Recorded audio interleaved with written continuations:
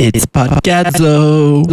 I got some honey roasted almonds at the store. I really wish I would have Honey gone roast is so good, dude. downstairs. Candied nut is such a delicious treat. Any sort of candied. I prefer pecans as my favorite candied nut, but Almonds will are do. like very destructive To your mouth? to like the environment. Like almond farming. Oh is yeah, they require a lot of water. A lot of water. Yeah. Those almonds require a lot of water. But they are good though. I know a bit about water rights myself. What do you know about I water watch some rights? YouTube videos, and it's pretty messed up, especially living in Colorado. We have the Colorado River here, which is a much disputed. What? A lot of farmers, a lot of agriculture depend on the Colorado River to get their water.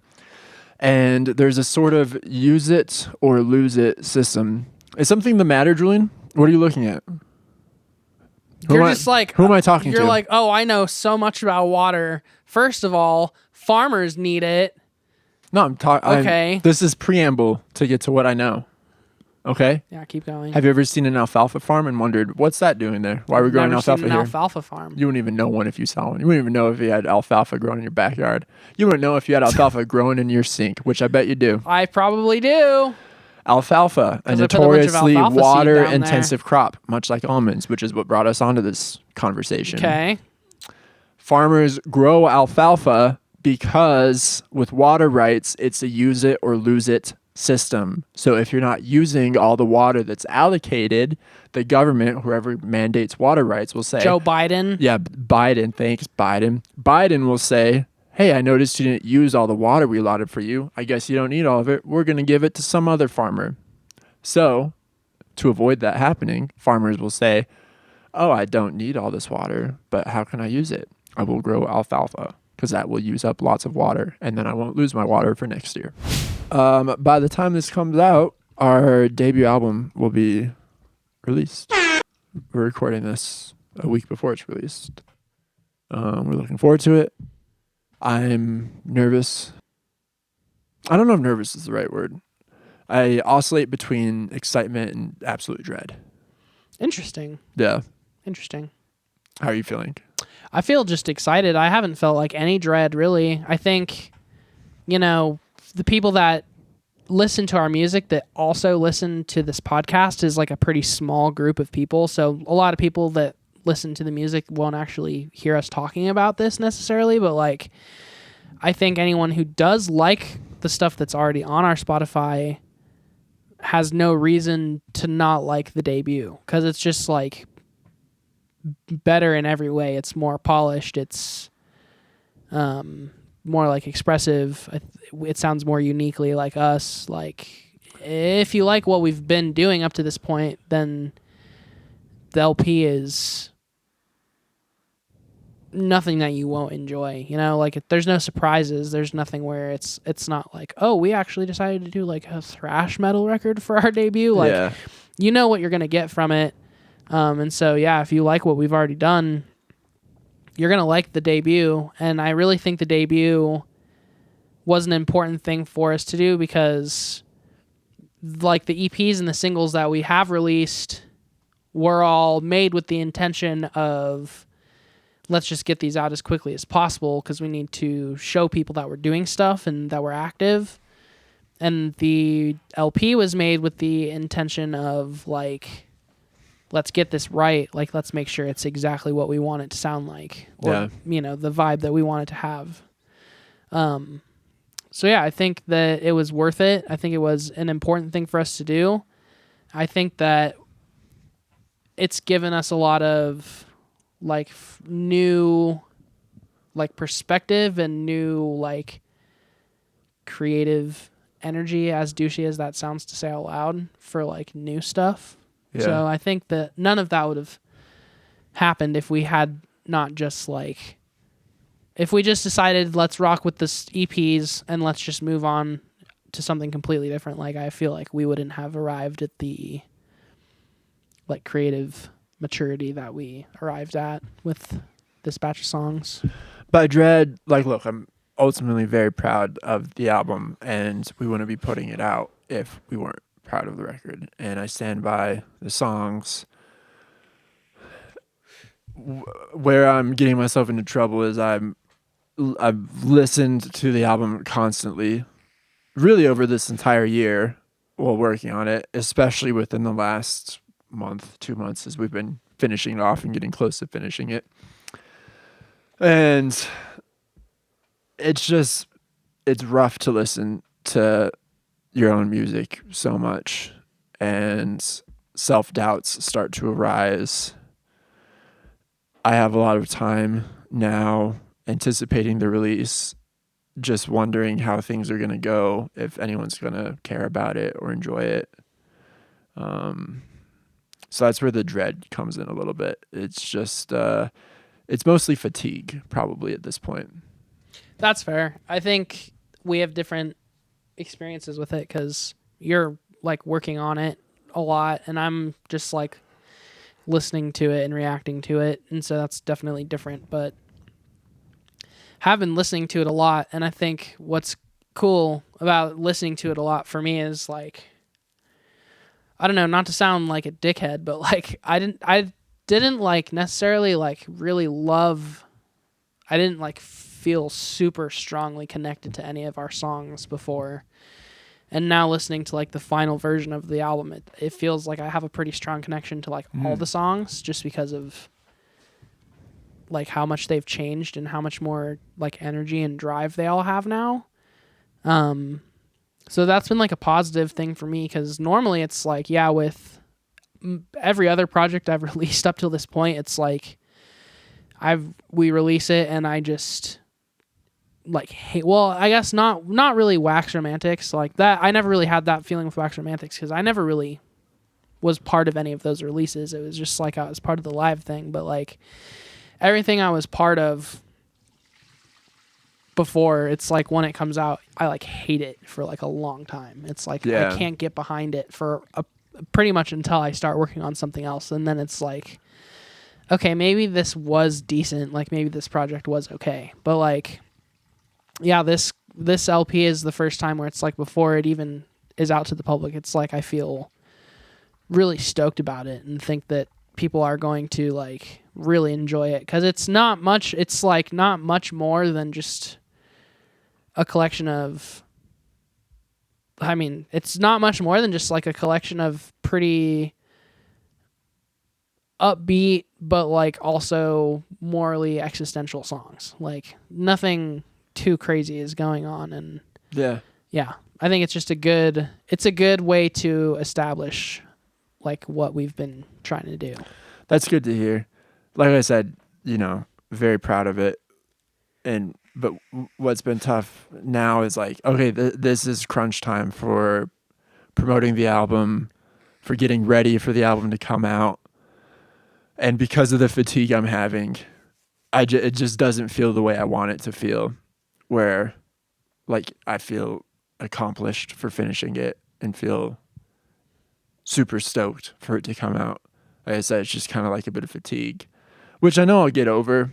And this is like, it's just kind of a purgatory period right now of like having the album done, but it not being out, anticipating the release. I just feel like there's so much more I should be doing every day too, to promote it and, get ready for the release. And I just don't know what to do. I think part of that is maybe just because the release is so close to when we finished everything. We didn't really have time to do like a full like promotional run necessarily. Yeah. But we also didn't, I mean, which I don't know want if to speak for you, but like I didn't really feel like that was what we wanted to do. Like we kind of just wanted to be like, bam, here's this album. Like, we released a single, and the single, we didn't announce an album when we released the single, but I think, people who listen to our music regularly, who pay attention, definitely might have thought something was attached to that single. But yeah, like no real time for any huge promotion or like, no real release show planned or anything like that. So that could definitely make you feel like stressed out or like we're not doing enough. But yeah. I think at the end of the day, we've both been doing this for a long time, both like independently and together now for a bit.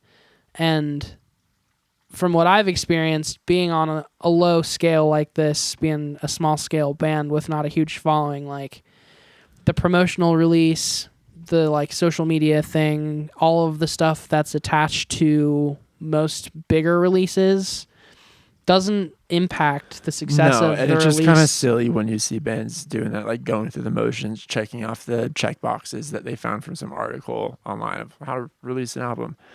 And yeah, I don't mean this in a self-deprecating way at all, but we're just not important enough to do those things and Those, have like, them be meaningful. long-term, Yeah, and I think ultimately what happens with a lot of bands when they do that, smaller bands that don't have big followings, is people feel annoyed with the album before it even comes out. So yeah, I think it's to our benefit that we're doing somewhat of like a surprise release. And I keep reminding myself of that, but I'm not a person that relaxes easily, and like I just always feel like I'm letting myself and others down when I'm not like actively, doing something. And I've been able to channel that energy for the last couple of months and like working on the songs. And now that's just dropped off to zero. So I think that's part of it too. Totally. That makes a lot of sense. Yeah. The drum tracking was what, like January and February? Or like February, March? February, March, probably, yeah. Because, so Foreign Words was January. Yeah, we started in like the end of February, I think. Yeah, I went through March. From when tracking really started to when the record was finished was almost a full like year of consistent work. Yeah, a good like 10 good months. 7 months. 7 months. Yeah. Something like that. Yeah, and we could have spread it out longer. And apologies if you listened to the episode last week and we talked about this process at all, because we're recording this before the one will come out last week. But I think we all agreed that there was just no point in rushing for like a certain release time. We knew we wanted to release it within the calendar year of 2024, which check, we're doing that. But yeah, in a lot of ways we took our time with it, and I think that's ultimately a good thing. In a lot of ways we didn't have a choice because we all have busy lives and jobs, and I came to realize that forcing myself to work on something that we're taking this seriously and that we care this much about, like the debut album, isn't a good thing, because if I force myself to work on it when I'm really not feeling it, it's not going to be a good outcome. Yeah. It's not going to be something I'm proud of. So, at a certain point in like working on the album, I just kind of resigned myself to the natural creative ebbs and flows and tried to be okay with that. Yeah. Which I think ultimately, lends to a better end result anyway, because, several reasons that I don't need to like get into. They're all pretty obvious, but like, again, being a small scale band where there's no like rush for, like, no one is like pressuring us to release anything, and no one is like asking us for an LP. So yeah, just being able to like use that to our advantage and like know that we're not in a rush, I think really helped. Yeah, again, just like the expressiveness of the record, it really like lent us to getting like the takes that we wanted to get and like putting everything together, and I think a way that is more like true to what the songs were originally trying to do. Mm-hmm. So yeah, I think it was the right move, and I think that release timing is more of like a gimmick that the music industry like creates. Yeah, it's all totally arbitrary. Yeah. And, like spring release or summer release, or ultimately those things don't really mean anything, and only if you're trying to go for the song of the summer does that matter. If you want a song of the summer, or a Christmas #1 or something. Yeah. It's funny, a lot of and maybe this will be a segue into the other topic we're talking about today, which is correcting / amending / commenting on our best debut albums list. But a lot of like classic records you look at and think about the timing they came out in. You're like, oh, it's funny that this was released in like October. It's strange, but because it doesn't matter. It's, like I've found a lot of records I love have fall or like late summer releases, like a lot of Octobers and Augusts and Novembers. And yeah, a lot of late summer releases are usually like the ones that I like more. I don't know why. And I would also say the same thing about early releases, like January and February releases. Yeah. They always really excite me because it feels like they never actually wind up setting the tone for the year, but it feels like that way. Reset kind and of. I always have the thing like with a January release, I'm like, oh shit, like okay, things are starting off. Already? Like we're into the year. Oh my yeah, god, let's go. Yeah, like it's a reminder, like oh yeah, life is happening now. It's not the holidays anymore. The holidays. Our Dread. record is coming out right when you are going home with your family, probably traveling somewhere, driving in a car, maybe on a plane. I think it's perfect traveling music. I think so too. I think it's good music to listen to in the car. It'll keep you distracted from the traffic or, the door flying open on your Boeing 787. You can just resign to a quiet, peaceful death. Sorry.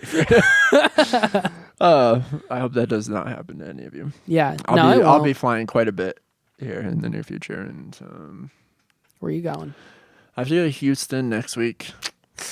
Did I tell you that? I'm coming back from Houston on the day of our Globe Hall show. No, that sucks. Yeah, in the morning. Damn. It'll be okay. I might go to London again in December. That'd be cool. Yeah. And then Vegas. Dread. Misery. Yeah. In January. Vegas is for rough. 5 days. Oof. Yeah. Damn. That trip just came about. I've been meaning. I was going to tell you. I mean, I only feel Can't bad play for any. you. Well, it's just during weekdays. We could still play a show that weekend if something came up. No, I'm busy. But no, I'm busy. I haven't tell you when in January. I'm busy. You might be actually. That might be your dad's birthday. My dad's birthday. Didn't you say you had something for your dad's birthday? That's December. December. Yeah. Oh, right. That show offer was December, not January. Mm-hmm. Is that too behind the scenes? I mean, do you want people that knowing is a who listen dox. to this podcast? Yeah, your dad's are in December. But we didn't say. How about this? If I remember to cut it out, I will. But I might not. You don't have to. I usually don't I wouldn't edit this worry about deep into cutting the it out. episode. Yeah, I mean, the biggest surprise is my dad doesn't know that we have plans for his birthday. So. Oh fuck! Does your dad listen to this? No, but my mom does. Your mom's gonna be quite upset. I better cut it out. I don't know. Maybe we should leave it in and just see what happens. Amy, if you get to this point in the episode, text us saying acknowledged. And share your She's like, feelings. it's weird. She's always a few months behind. Like, I'm she'll yeah. text us about a podcast that we released like 2 months ago. Say, Amy, It's I like, don't what are even you how are you remember behind? that. Yeah. I remember yesterday. I do all too well. It You haunts remember me. yesterday? It haunts me. I don't remember Memories of the yesterday, past. actually, now that I think about it. It's All probably right. a problem. Should we get into this debut album I mean, list? here's the thing. Like, what are we doing? We're just going to No, amend your list?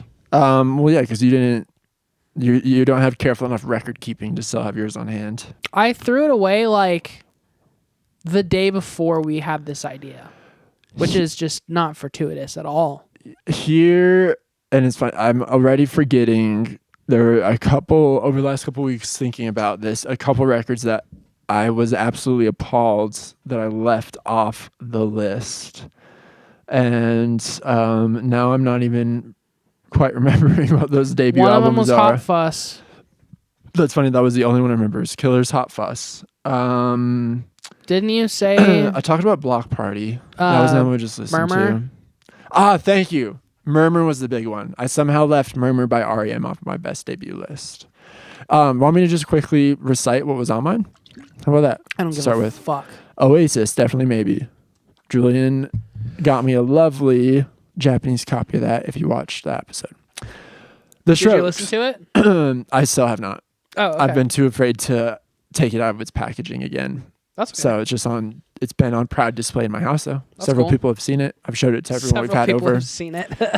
That's really what gift giving is all about. Is I want other people that I've never met to know what a great person I am. I haven't mentioned your name at all when showing it to other people. Fuck. I say, here's a record I came upon.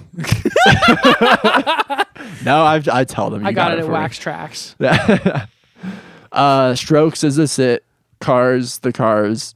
Guns N' Roses, Appetite for Destruction. Why'd I put that on there? I think I was trying to be like... See, that's what I'm saying. I was trying to be diplomatic. You were trying to put albums on there that were generally important. Yeah. You know, the last time I listened to Appetite for Destruction was probably Before 2009. your balls dropped, yeah. hopefully. Block Party, Silent Alarm absolutely deserves to be on That's there. a good one. Pavement, Slanted, and Enchanted. Again, great debut album. I don't know if it's truly one of my favorites of all time. I was maybe trying to gain indie cred by putting that on there. Interval, Turn on the Bright Lights. Absolutely. 100%. 100%. Vampire Weekend, obviously. Joy Division, Unknown Pleasures, obviously. Elvis Costello, Miami is True, obviously. Arctic Monkeys, yes. The Smile, yes. Pearl Jam 10. You put The Smile? Yeah, I have The Smile on here. Sheesh. Light for Attracting Attention. Damn. But I think that might have been in like kind of an HM, because I don't know, it technically, yes, debut album, but debut album from somewhat of a super group. Dudes who've been playing with each other before. Yeah. So kind of cheating. Did you make a gross sound with Arctic Monkeys? Yeah, I thought you liked that album. I do. Well, what's your fucking problem? I just don't. I don't like Alex Turner. Yeah, it's gotten rough. And Arctic Monkeys would be an interesting episode. We could have talked about that today. Saved us a lot of trouble. I don't really know. Like, I can only really speak to the first couple records. Okay, listen to the last two. Have you listened to the last two at all? I listened to The Car once, and or 1.5 times. Tranquility I listened Base to Tranquility Hotel. Base a Casino. good few times. I would say like probably 4 to 5 times total. I rode for that album hard when it came out, and That's one of those records you tried to convince yourself was good. Exactly. And you realized... Well, and I think it was also kind of a hipster angle too. Like, I saw the people hating it. I'm like, no, guys, this is actually good. You don't get it. I get it. That's the thing. When that came out, I feel like if people weren't hating on it. Like, everyone... Nah, people. I think there was the initial stun that I had too of like being like, oh, this is good, but then after a week, it was kind of like, this is dog shit. Yeah. But I, for like months, was Super like, boring. nope, you're wrong. These are good songs. It's cool. It's a cool album. I'm not even going to really say that they're bad songs. They just never fucking go anywhere. They're all super aimless and really just not... And for lack of a better term, just Interesting. very pretentious. Very too. pretentious. Yeah. Which is... I feel like Arctic Monkeys have been pretentious since like AM. So, but... Yeah. I had Pearl Jam on That's a good here. one. And then I think as a last minute ad, just to bother you, I added The Doors. That was my list. So I left off Murmur. I left off Killers. Oh, here's a recent debut album, which I want to ask you You about. left off the Podcadzo debut. Cad's debut. That will come right to the top of the list when that drops. I'm excited to hear it. Have you heard This Could Be Texas by the band English Teacher? I think you might like that record. Good recent debut. Okay. Another recent debut I like is that Wonder Horse album that I mentioned, Cub. I did check that out. Checked it out. What'd you think? Pretty fucking good. Yeah. Yeah. Solid, right? Solid. My one gripe with that album is it gets a little bit samey after a while. Yeah. Which I think they very much fixed with the second record. Okay. Although the second record after a while maybe gets a little samey in a different way. But I don't know. Who am I to critique? I think they're both very solid. I like Wonder Horse a lot. Coming to Denver in February. Do you want to go? Sure. All right. That's a commitment. Sure. Will you buy the tickets for me? Oh, you're not going to... Oh, I thought you were going to buy my ticket. I'm not going if you don't buy my ticket. Oh, where'd I put the stickers? Should we show those off? Yes, in there. Podcadzo stickers, bitches. Come to a show. That's our name on a sticker. On a sticker. On something with adhesive. You can adhere to a surface. You put it on stuff. Like your water bottle. Show them. You can put it on your car. You can put it in your car. You can put it on your laptop. Put it on your phone. You know, I usually plan out my sticker schemes very carefully, especially on something like a water bottle, which I'm going to use daily. This Especially one was on a water bottle, yeah. This one was haphazard, but I like how it turned out. Do you like my sticker scheme here? Yeah, I was going to say my water bottle, I always try to be as random as possible. Here's random. It disgusts me. No, you like it. I like it. It's fine. It looks fine. It's a water bottle. It's supposed to be like fun. Just like, oh, wow. You think that's fun? You look at that and say, oh, fun? I used to like it a lot more than I do now. I look and I say, what a mess of a person. Yeah, well, that's what you think no matter what. So, yeah. At least I'm hydrated.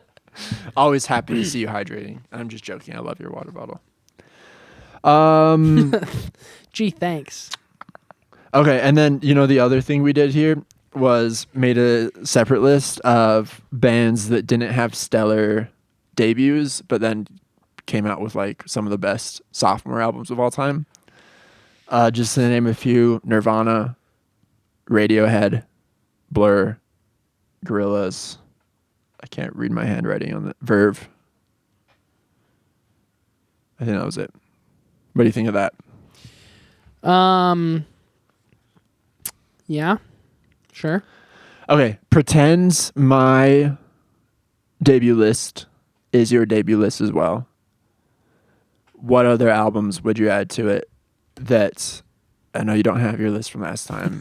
Try to remember some of them that you had on there and don't use those. Are there any, if this was your list, are there any that we're forgetting off of here that are hugely important debuts for you? Do you think I would have mentioned Parachutes? The Parachutes. Coldplay debut? Oh, I actually kind of, yes, I think that was on your list. Which, yeah, that's a great add, something that I should have put on my list. Arcade Fire, Funeral. Fuck, yep, of course. That's a good Funeral? one. Very good. I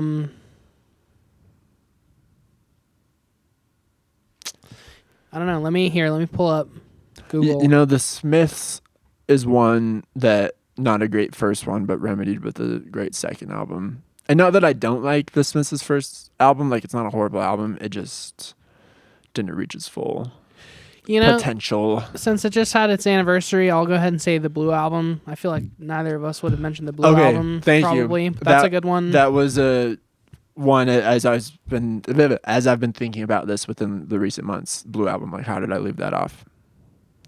Of course, the Blue album. That's one of my favorite albums of all time. Not even just debuts. It's one of, I guess now, especially in hindsight, like with all the context, it's definitely like one of the more important debut releases that we've seen in the last like 30 years. Yeah. License to Ill. Didn't we ever mention License to Ill? No. That'd be that was a good maybe one. on yours. Yeah. Patti Smith, Horses. I honestly think that I said Horses You probably did on say mine. Horses. If I didn't, then I Devo wasn't on definitely my should've. list, and that's one I've for sure thought Yeah, of that's in a the good past one. should be on mine. Can't Buy a Thrill. I'm sure one of us probably mentioned that. Yeah, one of us probably had the Dan on there. Libertines. Another one I've thought about. I'm a big Libertines fan. You're not so much a Libertines fan, but their debut is real solid up the bracket. I've got the Respect. Mm-hmm. I'm going to the Rolling Stone best debut albums That's list. what I've deferred to as well. We've got Pure Heroin by Lorde, Yeah. which is not Not on your list. no. Good album though. I'm a fan of that. Lady Gaga. I thought her first album was called not that. I thought it was called Fame Monster. Is that just something different? Yeah, that's maybe Fame Monster, Lady Gaga. I'm Googling it. It might not even be Lady Gaga. No, that is an album of hers. Oh, interesting. Fame Monster is a reissue of American singer Lady Gaga's debut studio album, The Fame. That makes sense. So The Fame came out in 2008. Fame Monster was released November. So it was interesting. Was The Fame like a self-release? And then, here we go. The Fame Monster is a reissue. Oh, it is a reissue of American singer Lady Gaga. I told you. Lady you. Gaga's debut studio album, The Fame, and was released on November 18th. November release, 2009, through Interscope Records. Initially planned solely as a deluxe edition reissue of The Fame, Interscope later decided to release the 8 new songs as a standalone EP in some territories. The decision was also because Gaga believed the re-release was too expensive and then the albums were conceptually different, describing them as yin and yang. That's funny, yin and yang is linked in the YouTube album. To the Yin Yang Twins. No, just joking. The deluxe edition is a double album featuring the 8 new songs on the first disc and The Fame on the second disc. Okay. That's cool. Because what I'm secretly hoping for, Julian, with Cadzo is that Interscope Records will hear it and say, you guys are really onto something. Let's turn this into a double. Yeah. Or why don't you come into our studios? We'll get Rick Rubin to produce this. Re-record everything. Oh, yeah. Let's get Rick Rubin to produce this. Fucking. Yeah, I wouldn't want a Rick Rubin No. production. Be sloppy. Yeah. He's checked I'd out. be like, whatever you guys want to do sounds good to me. Who's your dream producer? Honestly, probably Scott Evans. Yeah. Don't know if he'd be the best for Cadzo, but Mine would be Josh Homme. that would be sick. That's too out there. No, that would work. No, I mean, yeah, it would work, of course, but Josh Homme ain't fucking with us. He might. He might. He might really get behind us. See, I don't believe in myself, Julian, at the end of the day. That's the problem. That's a you problem. Yeah. Don't put that shit on me. Oh, okay. Thank goodness I'm consulting this. Here is a big one that I remember actually leaving the recording of the debut album episode and be like, fuck. How'd I forget this? Modern Lovers.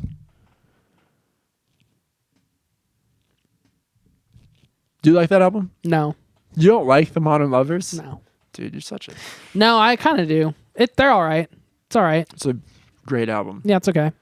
It's a great album. It's okay.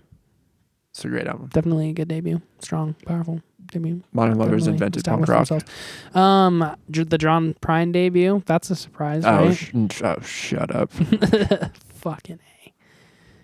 Oh, did either of us have LCD sound system on No, the list? fuck Dude, no. come on. Okay. Fuck I that. know you and I both have That complicated debut, emotional no, that baggage. debut is so weak. Their debut is my literal least favorite album. Really? That's my Yes. favorite LCD. It's so fucking boring. Every song is just 6 minutes of the exact same thing. Even like Daft Punk is playing at my house. It's the same exact riff for 6 minutes. Yes, but he was really onto something there, Julian. And he milked, repetitive is it for cool. everything it's worth. And but it's a great album, I think. Great debut. DJ Shadow? Good. Oh, yeah, I love DJ Shadow. Introducing? Yeah. That's Yeah. a good one. Introducing. END. Mm-hmm. Introducing. Introducing. Great album. Jesus Mary Chain. Do you like Jesus Mary Chain? Yeah, Psycho Candy. sure. Very good stuff. NWA? Very good stuff. Did either of us mention NWA? That's a powerful debut. I feel like we've had to have. I would hope so. How about Diamond Life? Sure.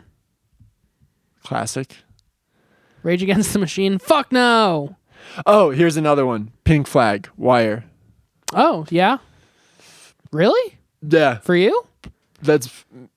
If I had Spotify and did a Spotify Wrapped, that would probably be in one of my most played albums of this year. Interesting. I'm obsessed with this record. Haven't heard you mention it a single time. No, we talked Wire. I remember with Connor Oh, a yeah. couple episodes ago. Yeah, sure. Yeah. Love that album. I like a lot of everything Wire did, I think. English Beat. English Beat. There we go. That's one that I definitely missed because I wasn't on my English Beat shit back then. I haven't listened to the English Beat debut in a while. But It's really good. 1980 that came out in. That's funny.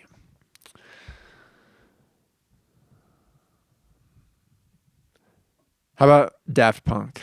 No. Yeah, it wouldn't make my Daft list Punk either. can suck my ass. Daft Punk, similar to LCD, I feel like is another band we have complicated feelings, or group we have complicated feelings with. Yeah, they can suck my ass. How's that complicated? Yeah, that's pretty straightforward. That's straightforward. Respect. Oh, okay. Here was another huge omission from my list, and this came up on shuffle in my car a while ago. And I was like, "Did I put this on my debut album list?" And I thought back, and I thought, "No, I didn't," and was washed with regret. Portishead.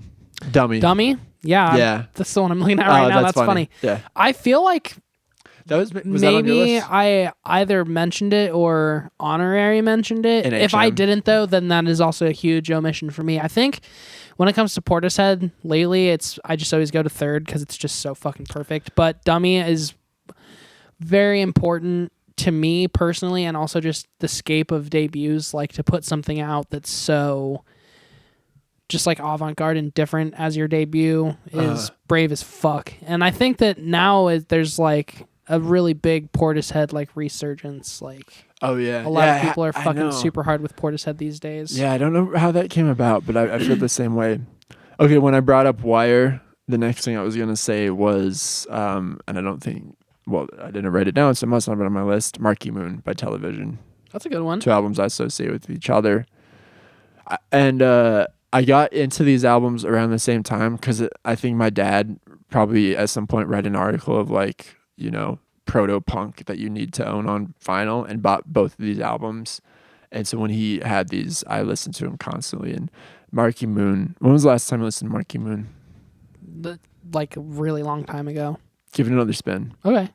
Very amazing songwriting, amazing sequencing of an album, amazing recording. I do remember the sequence being tight. Yeah. Like all of the transition. It feels like dudes did one take through the entire album in their apartment in New York, like all in a row without stopping.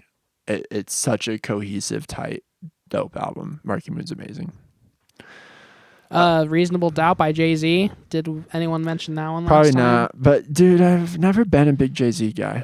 Out of all the debuts, not out of all the debuts, out of all of the Jay-Z records, his debut is probably my favorite one. And I also think just when it came out and the way that his like super narrative flow like changed the way people conceptualized rap, I feel like it's pretty important.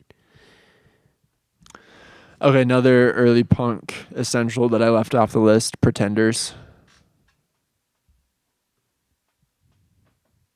What do you think of that? That's Like Chrissy Hind? Yeah, I could see that. People always, so that's 24 on the list. So Pretenders to me would be more of an HM. That's how I kind of feel. It's not a core debut album. It's not as core for me. But yeah. The Fiona Apple debut is pretty cool. That is, I don't know if I I've would put it ever on my list, but it's cool that it's on this list. I dig Fiona Apple a lot, but I don't know if I've ever listened to the debut in its entirety. It's pretty good. I'll do that. Pretty That'd solid. be fun. I haven't listened to Fiona Apple in a while. Cardi B is number 20. Yeah, that's.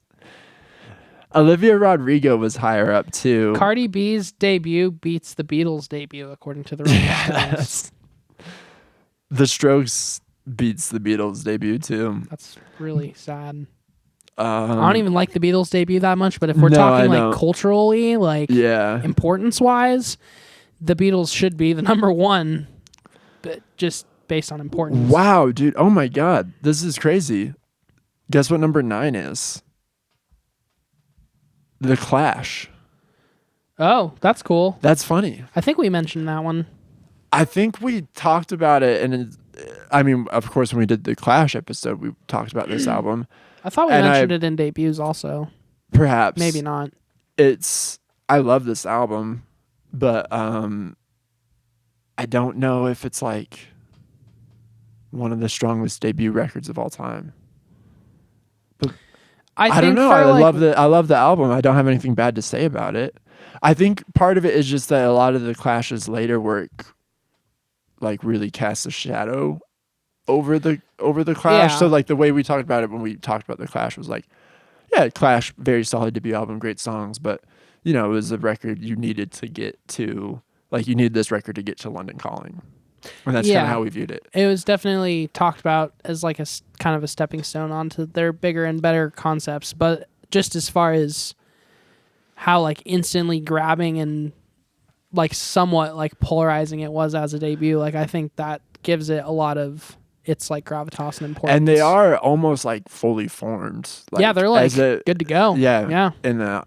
Yeah. So, and I'm sure as I was making my initial debut list, this was an album I thought about putting on there because, like, the way I did it was like, okay, who are my favorite bands of all time? The Clash would have been on there, but is The Clash one of my favorite debuts of all time? You know, maybe they since were Rolling more of Stones an has honorary validated mention. it, yeah. But maybe it is one of my favorite debuts of all time. It's cool to see it in the top 9, especially since the Sex Pistols was all the way up in 30s.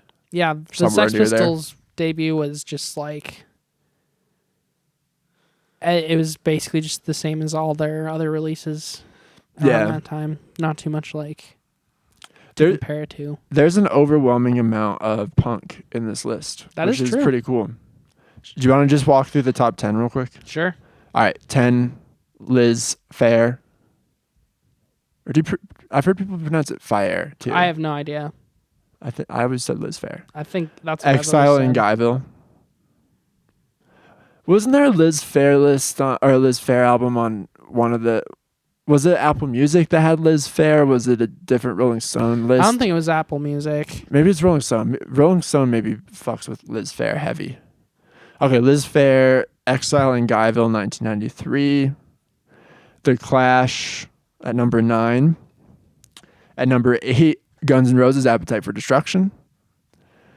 7, Billie Eilish. Oh my god, Which is just insane. Insane.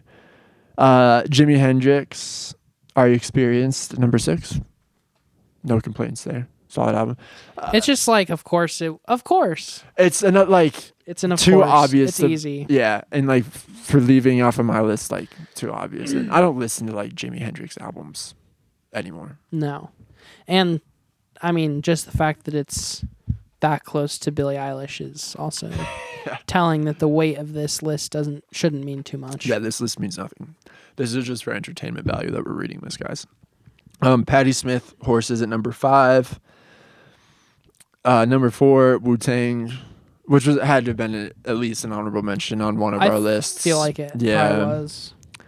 Velvet Underground at number 3, which too obvious, I feel like, in a way too. Yeah. This is another one of those albums that like in recent years I had to take stock and think like, do I actually love this album or do I love this album because you're forced to? Yeah, it's one of those records that everyone just always says like it's super important, like rock would be super different without it, but it's like honestly no. Rock still would have gotten to where it is now and things would have turned out largely exactly the same without the existence of this record, in my opinion anyway. Maybe I'm 100% wrong about that, but a lot of the avant-gardeness and weird shit that happens on this record was also happening. Other artists were also doing it at around the same time. This was the one that people latched onto. Yeah, I feel like Lou Reed Transformer is a legitimate thing to say that about. And like perhaps the case we made there is like again like well Lou Reed's not gonna do Lou Reed Transformer unless he does the Velvet Underground and Nico first. Yeah, but yeah, I don't know if that's necessarily true. I know. think that if anything, it was like a backwards effect. Like a lot of the Velvet Underground wound up being what it was because of the specific contributors. What do you think of the Nico contributions on the Velvet Underground and Nico? I don't really know that much about Nico. I've like within recent years got pretty into Nico. I think it might be her debut solo album. I'll find the name of it real quick. Is a truly outstanding record. I like it a lot more than the Velvet Underground and Nico record. Let me find the name of this real quick. Chelsea Girl, which I don't think is her debut. I think it's like her second album or something. But yeah, Chelsea Girl. Recommend that one. All right, we'll wrap this up. I think Benson's arriving. 2, Notorious B.I.G. That probably had to be an honorable mention too on our list. Probably. And then I was wondering when this album would come up, and it's number 1, Ramones. Yeah, it was interesting. I was interested that it wasn't in like the 20s or the teens. Yeah. Number 1 is interesting to me. Like, it's like the individual songs on the Ramones debut are more important than the debut release itself, if that makes any sense. Yes. The songs that outlived Well, and that's probably part of their considerations, like one of the most influential debuts of all time. I don't know if that's part of their consideration, but that might be, that's a case to be made for the Ramones. Not only is it a great album, but it like the 100 or the 50 punk records that are on this list behind Ramones aren't happening without the Ramones debut. Yeah. Perhaps. Except for maybe like the Clash. True. I feel like that was going to happen either way. Yeah. I don't know though. I could be wrong about that too. Yeah. I just don't know. feel I'm like really they all with- happened so close to each other, and they all happened as reactions to the same sort of thing that was going on in each isolated region. So, but I definitely understand why this is number one. I definitely don't disagree with it being number one. I think as far as albums that broke bands onto the scene and also broke entire like lifestyles and like just ways of being into the scene, like also universally at the same time. This definitely did that like super well. True. Okay, well, second debut albums list. We'll probably amend this again at some point in the future as we remember albums we forgot to talk about. Any last mentions you want to? I don't think so. Okie dokie. Well, thanks, folks. Please listen to the Podcadzo debut. Please give us so Let us much know love where and our attention. debut ranks on your list. Yeah, if it's in the 100. If it's gonna be a mean answer, don't mention say it. anything. Yeah, I can't take it. I'm in a fragile mind state. I can't handle much more. But please check out the album. Yeah, We would appreciate it very much. please do. Yeah. We love you. Goodbye. Bye.